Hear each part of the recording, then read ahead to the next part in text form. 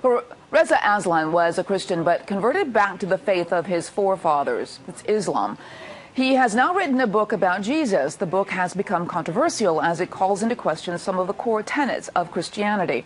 The book is called Zealot, The Life and Times of Jesus of Nazareth. And Reza joins me now from Los Angeles. Welcome. Thank you for having me. Well, this is an interesting book. Now, I want to clarify, you're a Muslim, so why did you write a book about the founder of Christianity? Well, to be clear, I am a scholar of religions with 4 degrees, including one in the New Testament and fluency in Biblical Greek, who has been studying the origins of Christianity for 2 decades, who also just happens to be a Muslim. So it's not that I'm just some Muslim writing about Jesus. I am an expert with a PhD in the history of religions. But I have been obsessed with Jesus. It still begs the question, why would you be interested in the founder of Christianity? Because it's my job as an academic. I am a professor of religion, including the New Testament. That's what I do for a living, actually.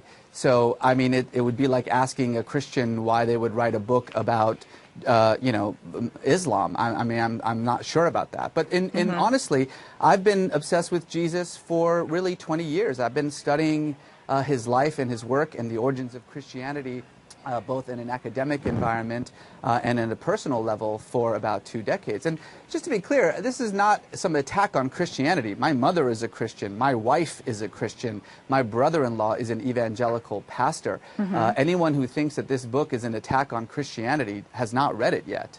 But I want to read you some quotes from some people who are criticizing you. One from John Dickerson, who has written an op-ed piece on VoxNews.com, and he says, it's not a historian's report on Jesus. Is it an educated Muslim's opinion about Jesus? He says its conclusions are long-held Islamic claims, namely that Jesus was a zealous prophet type who didn't claim to be God.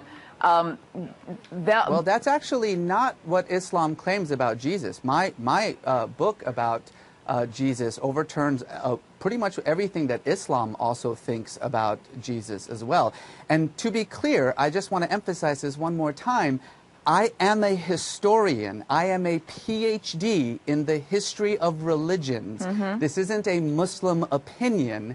This is an academic work of history, not about the Christ or about Christianity for that matter. It's about a historical man who walked the earth 2,000 years ago in a land that the Romans called Palestine.